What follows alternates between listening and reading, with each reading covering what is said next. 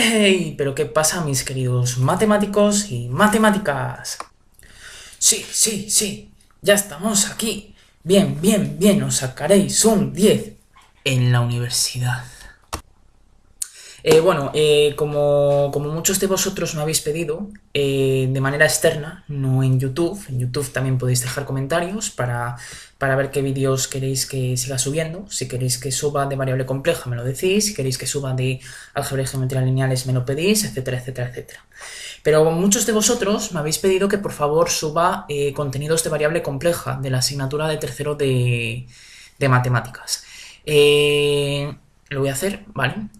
Y el primer vídeo que voy a subir va a ser el que corresponde al tema 1 de los números complejos, cómo se construyen los números complejos, cómo se construyen las sucesiones de números complejos, que no va a ser más que tomar sucesiones de partes reales y sucesiones de partes imaginarias, lo vamos a ver a continuación, y lo que también vamos a ver es cómo se pueden definir funciones de variable compleja que van a tener una pequeña sutileza con respecto a la variable real. Y es que, por ejemplo, la función logaritmo va a ser una función multievaluada, ¿de acuerdo? De hecho, mi TFG va a ir de la superficie de Riemann del logaritmo. ¿Qué diferencia va a haber con respecto del plano complejo a la superficie de Riemann del logaritmo, que es justamente lo que yo estoy viendo?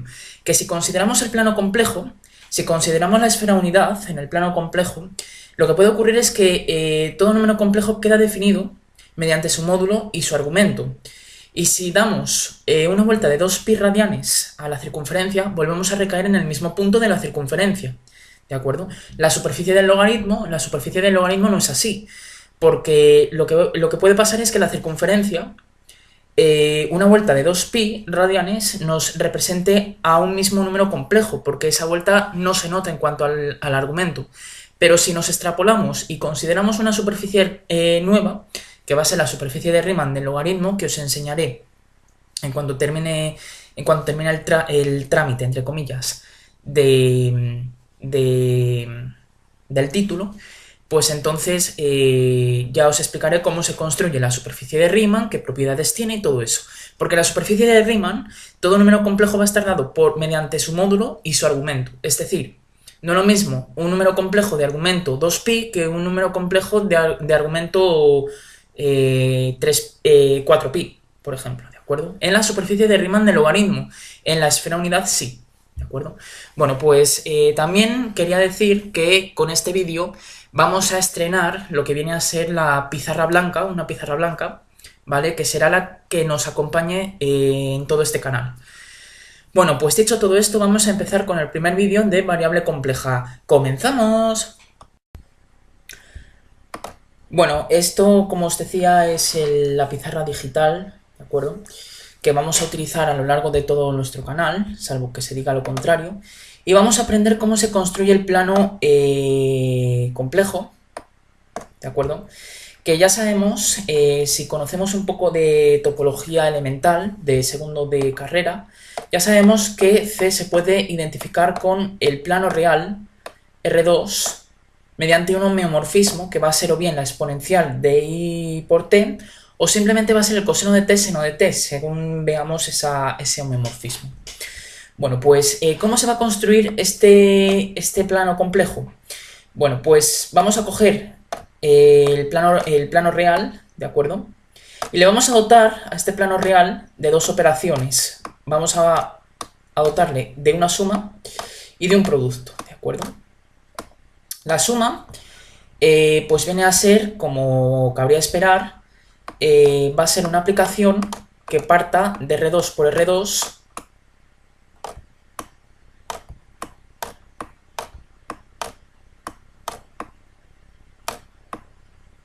a R2, ¿de acuerdo? Es decir, a la izquierda lo que haremos será coger pares de pares, un par de pares, A1, B1, ¿de acuerdo? Y el segundo par será A2, B2,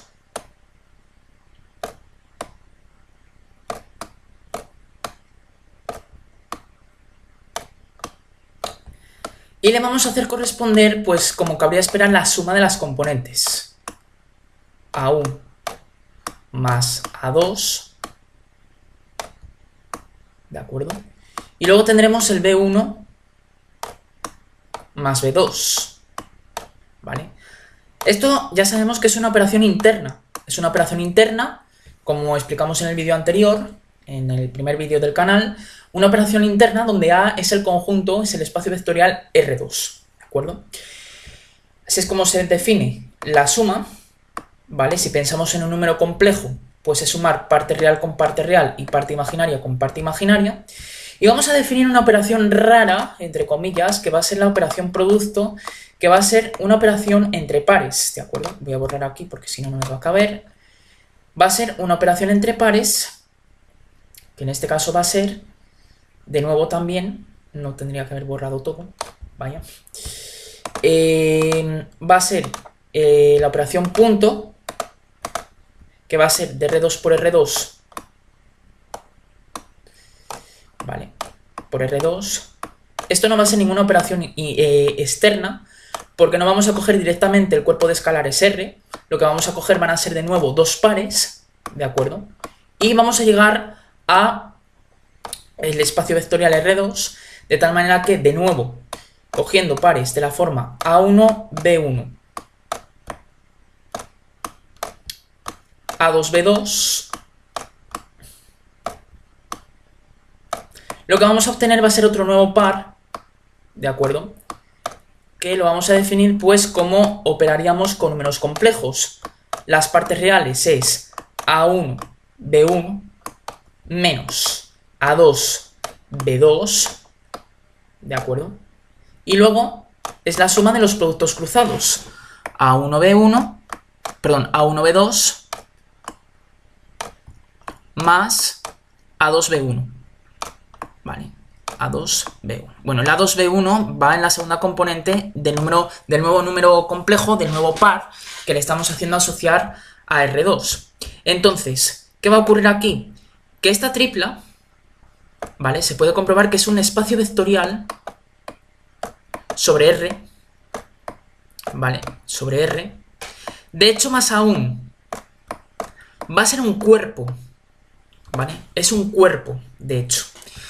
¿Por qué es un cuerpo? Bueno, es un cuerpo porque se verifican las propiedades que es de que sea un grupo abeliano para la suma, es decir, propiedad asociativa, conmutatividad para la suma y existencia de elemento neutro y existencia de elemento simétrico, que ya sabemos que si tenemos un par A, B, el elemento neutro es el 0,0, porque A, B más 0,0 es A, B para todo par A, B en R2, y el elemento simétrico será el menos A menos B, porque A más menos B, A más menos A y B más menos B, como hemos definido la suma anteriormente, pues nos da el elemento neutro, ¿de acuerdo? Eso para la suma, y para el producto, pues podéis comprobar que efectivamente, sin ningún problema, para la suma, ¿de acuerdo? Para el producto, el elemento simétrico será, si tenemos un par de la forma A, B, eso es una A, aunque parezca mentira. Le podemos hacer asociar su inverso, que será A partido por A cuadrado más B cuadrado, ¿de acuerdo? Y menos B partido por A cuadrado más B cuadrado, ¿de acuerdo? Y bueno, si cogéis este par y le multiplicáis por un par de la forma A, B cualquiera, lo que vamos a tener es, como hemos definido ese producto, lo que vamos a tener es justamente que recuperamos el elemento neutro, ¿vale? El elemento neutro para el producto es el 1, 0, ¿vale? Es el 1, 0 por A, B, ya sabemos que va a ser, de la manera en que hemos definido el producto en R2, va a ser el par A, B, es decir, va a ser el elemento neutro para el producto. Entonces, si cogemos un par de la forma A, B y le multiplicamos por este par que estamos definiendo, A partido A cuadrado más B cuadrado menos B partido por A cuadrado más B cuadrado, lo que vamos a tener es el elemento neutro, el 1, 0, para el producto, ¿de acuerdo? Esto es una comprobación inmediata. Bueno, pues entonces el conjunto que estoy borrando, la tripla que estaba borrando, R2 más, con esas dos operaciones, más y por, es un espacio vectorial, de hecho es un cuerpo sobre el conjunto de los números reales, ¿de acuerdo? Y a ese cuerpo le vamos a denotar por a R2 con las operaciones de suma, con las operaciones binarias de suma y producto, lo vamos a denotar mediante la letra caligráfica C, que viene a representar el plano complejo, ¿de acuerdo? Bueno, entonces, ¿qué va a ocurrir? Que de manera natural, si tenemos un par A, B en R2, ¿de acuerdo? En R2, sabemos que este par A, B se podrá representar de la siguiente forma. Esto será el x,0 más el 0,1 por el i,0. ¿De acuerdo?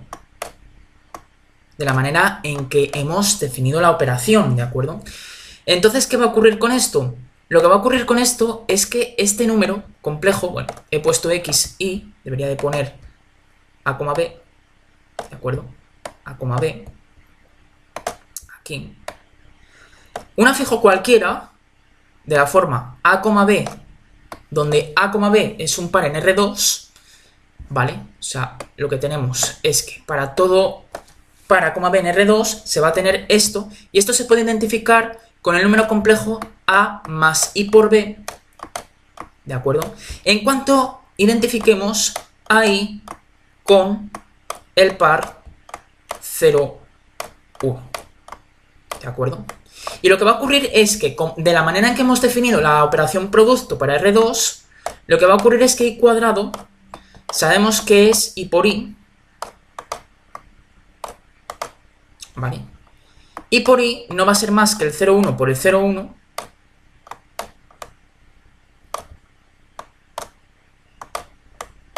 y de la manera en que hemos definido la operación producto, lo que vamos a tener es que el 0,1 por el 0,1 va a ser justamente el menos 1.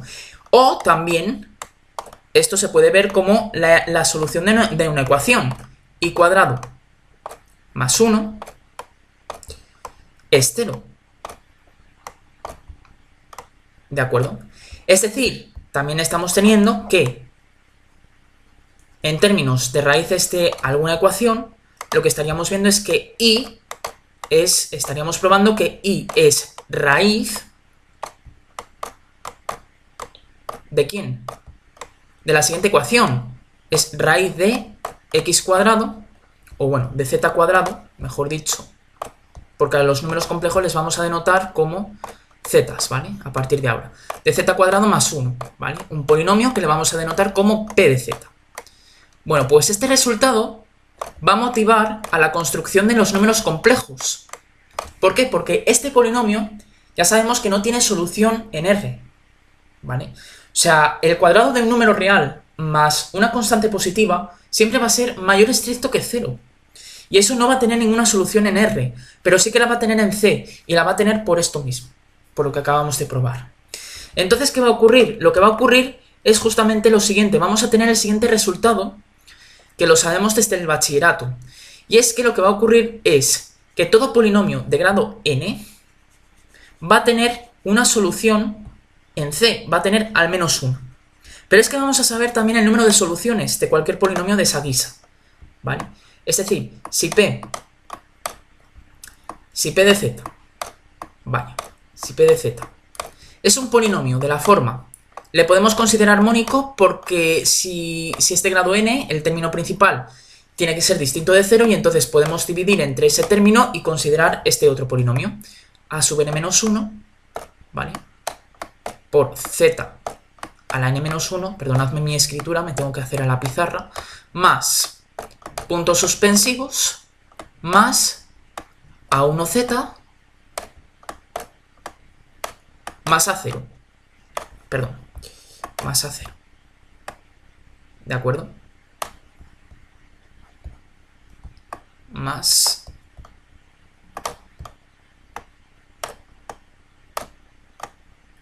a 0. Y entonces, ¿qué va a ocurrir? Que si tenemos un polinomio de esta guisa, de variable compleja, o sea, de indeterminada compleja, vamos a decirlo así, entonces lo que vamos a tener así es que P tiene al menos, tiene al menos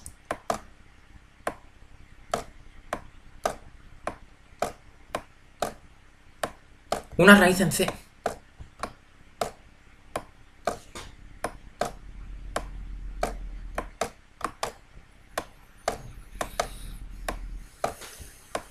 En C, ¿vale? ¿Y qué ocurre? Que además conocemos el número de soluciones. Conocemos el número de soluciones porque es de grado n, ¿de acuerdo? Si además P, si además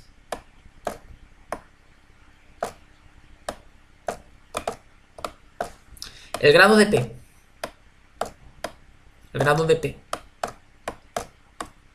es n, entonces el número de soluciones, que lo voy a denotar para ese polinomio, el número de soluciones, el número de raíces, mejor dicho, es exactamente n, ¿de acuerdo? Vamos a tener un z1, z2, zn. Bueno, todo este teorema es el teorema fundamental del álgebra, es decir, lo que nos dice es que C es un cuerpo algebraicamente cerrado. ¿Qué es un cuerpo algebraicamente cerrado? Un cuerpo es algebraicamente cerrado si todo polinomio de grado a lo sumo n tiene al menos una solución en ese cuerpo, ¿de acuerdo?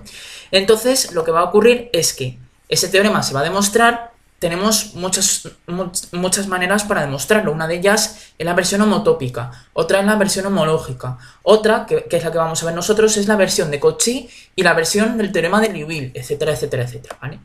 Bueno, pues entonces, ¿qué nos dice esto junto al teorema del factor? Bueno, esto junto al teorema del factor, el teorema del factor nos dice que si tenemos una raíz para un polinomio determinado, vamos a tener automáticamente un factor para ese polinomio. Es decir, si gamma es raíz de P, ¿vale? De P, entonces lo que va a ocurrir es que x menos gamma verifica que x menos gamma por q de z, ¿vale? Es p de z. Es p de z. ¿Para quién? Para un q que sea de grado estrictamente menor que p. Y además conocemos ese grado para q. Conocemos justamente el grado de q, que es además de grado n-1. ¿Y por qué este grado n-1? Porque C es un cuerpo de característica 0.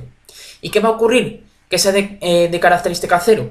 Pues que el producto de polinomios de grado n y de grado m, respectivamente, va a ser otro nuevo polinomio de grado n más m, es decir, de la suma de los grados. ¿De acuerdo? Eso por ser C un cuerpo de característica 0. Ya sabemos que si no estamos ante un cuerpo de característica 0 y estamos ante un cuerpo de característica finita, podemos dar ejemplos en los que ese grado puede disminuir, ¿vale? Y ya estaría. Entonces este es el teorema del factor.